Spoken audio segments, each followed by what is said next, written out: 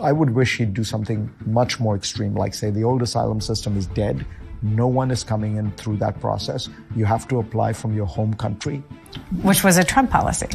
That 25-point shift could be a reflection of people's sense that the president's age is affecting his capacity to govern.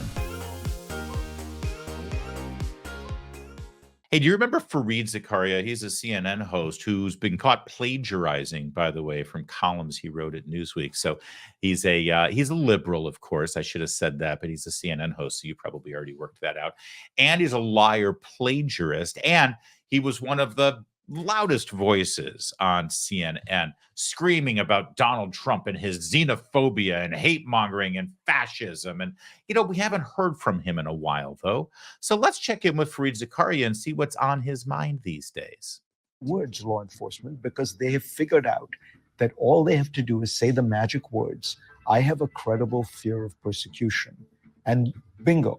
You're in the country legally, you get 2 court hearings, they could take 7 years. Meanwhile, you slip into the shadows of the economy.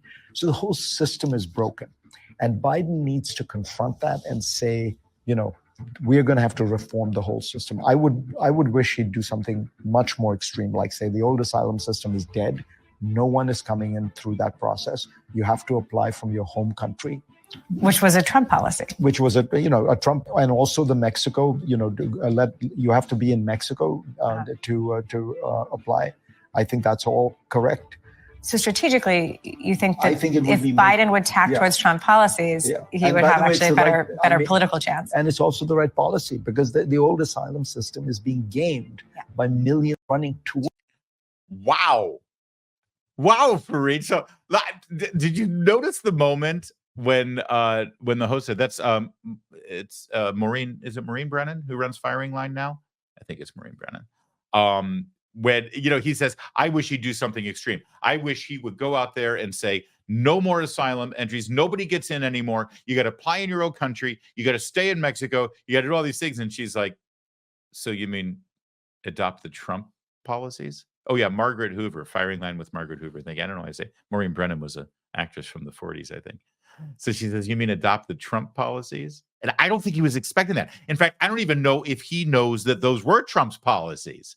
But it literally was exactly what was going on before Biden came in and reversed the executive orders. So watch the moment when she says Trump policies, and then he swallows the word when he realizes what happened. Much more extreme, like say the old asylum system is dead. No one is coming in through that process. You have to apply from your home country. Which was a Trump policy. Which was a Trump, and also the Mexico, Let's not talk about the Trump part of it. Let's not talk about the Trump part. And what he's saying is he's trying to suggest this to Biden to help him politically to win the election. I wish he would do this because obviously what's going on down there is terrible. But then he says it's also the right thing to do. So not only is it politically the appropriate thing to do, but it actually is the fairest because it's a freaking insane mess right now. So where the hell did this Fareed Zakaria come from? He's laying out exactly what is wrong with what's going on right now. And what he is saying literally is exactly what Donald Trump has been saying, what all of us have been saying.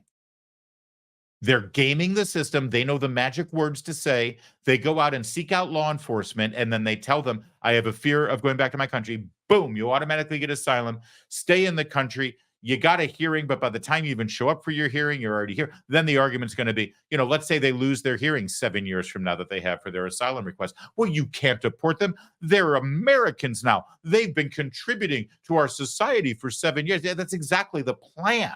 That's exactly what they're trying to do. And Zakaria is calling BS on it. He says the system is broken and he should pull the plug right now. Nobody else gets in. Asylum is done. Oh, you mean the Trump policy? Well, but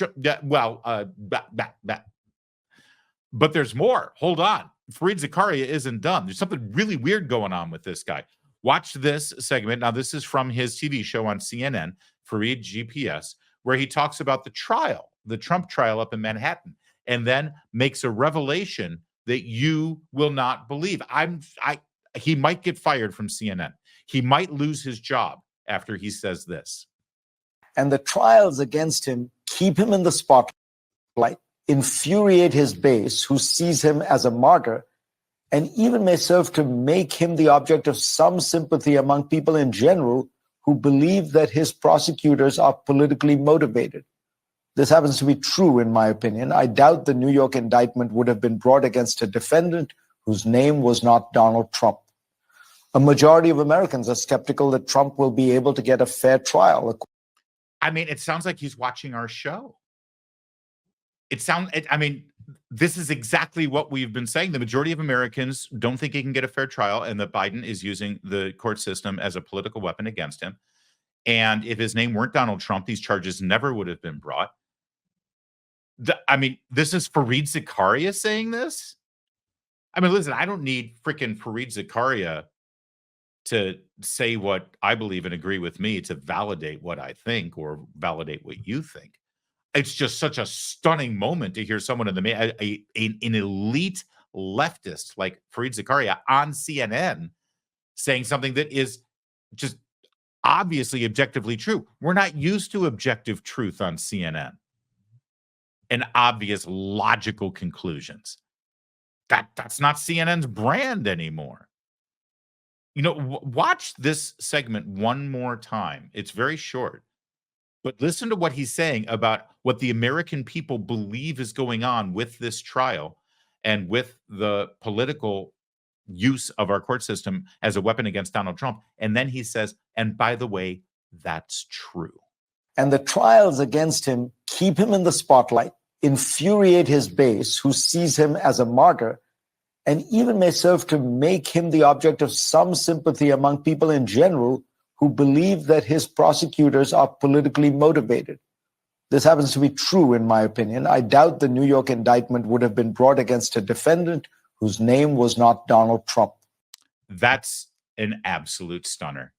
And listen, welcome aboard, Fareed. It's nice that you can actually see what's going on right in front of you. Here's the deal, though. He's not doing this because he's some sort of fan of Donald Trump, and he's certainly not trying to give voice to you on that program. No, he has a very narrow audience. They're the elites in the Democrat Party and in the establishment in this government, as well as I believe this is an international show on CNN International. Yeah, see, global public square. He's communicating to the powers that be that you got to change this. You got to fix this. The game is up. The game is up. This Biden thing is going down the drain faster than you think, which, of course, goes back to what I think they're ultimately going to do, which is yank Joe, make a deal with him, and put Kamala in. But by the way, Fareed wasn't done. He also talked about the polls showing that Joe Biden is incompetent and cannot be president because of his mental incapacities. And that raised the ire of Whoopi Goldberg and the gals on The View. Watch. But Trump now leads by 16 points in January 2024. That 25-point shift could be a reflection of people's sense that the president's age is affecting his capacity to govern. And there's very little that Joe Biden can do now to change that perception. I mean, yikes. Whoa, sorry, I didn't mean to scare everybody like that. That's like a jump cut in a video. Little jump scare. She's really pleased to hear that, isn't she? We'll get her reaction in a second, but what he just said is objectively true. Is there anything that Joe Biden could do or say now, do you think, that could actually reverse people's public perception of his age and deterioration and his capacity to be able to do the job at hand? I can't. There's nothing. They're literally, and they show him riding a bicycle. They show him trotting along the lawn, but they don't even try that anymore. They surround him with people so you can't see his halting gait as he tries to walk across the South Lawn. There's nothing that he can do. And he keeps saying, I'm going to debate Trump. The debate will not happen. It's never going to happen. They will sooner replace him on the ticket than let him debate Donald Trump. So again, Fareed Zakaria is saying what everybody knows and is objective truth. And I only point it out to you because You never see that in the mainstream media. You don't see that on CNN. You don't see that on MSNBC because their job isn't to tell you the truth or to report the news, or even if they're giving analysis, to reach a logical conclusion based on the facts at hand. They don't do that. Their job is to manipulate you and warp facts to further the political agenda of the left in this country. We know that, which you're about to see from Whoopi Goldberg, right? Look at her. She can't believe what Fareed Zakaria just said. So what's her response? Well, what's the point of having a conversation if you're saying it's a done deal? You know, you can't do that. It is not a done deal until the people of the United States vote. That's when it's a done deal. But, you know, we have this conversation, what, twice a week? Yes. So you know the question. What do you think? Yeah. Which, by the way, is a real tell about how creative the rundown on The View is right now. Yeah, we have this question twice a week. What do you think? Whoopi, honestly, is it time to hang it up at this point? So what's the point of having this conversation if it's already a done deal? That's not how it works in this country. It's not a done deal until the people have their say. Well, again, we're not talking about who's going to win the election. We're talking about what people think of Joe Biden's ability to do the job. Now, it's possible that there are a majority of Americans who think that Joe Biden is mentally completely kaput and out of it, but they still don't want Donald Trump to be president. So they'll go ahead and vote for Biden, knowing that it's people who are really doing the job outside of Joe Biden, that Joe Biden is, well, just a puppet figurehead, because that's exactly what he is. So the point Fareed Zakaria was making is this is what people think, and you can't do anything to change that. But here comes Whoopi Goldberg saying, well, it's not a done deal until the people of America have voted. Really? Is that what you said in 2016 after the election? Is that what you said for the next 4 years while Donald Trump was in the White House? Well, hey, we may not like him, but, you know, this is what the people said when they voted. So let's say, no, I don't think so. I think she was singing a different tune. But again, her job is not to look at facts and use it to come up with good logical analysis so that you are better informed.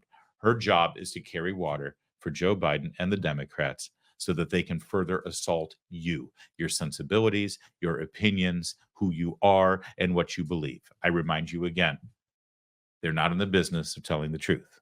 They're not in the business of delivering the news. They're in the business of working for their boss, for their man, the political left in this country.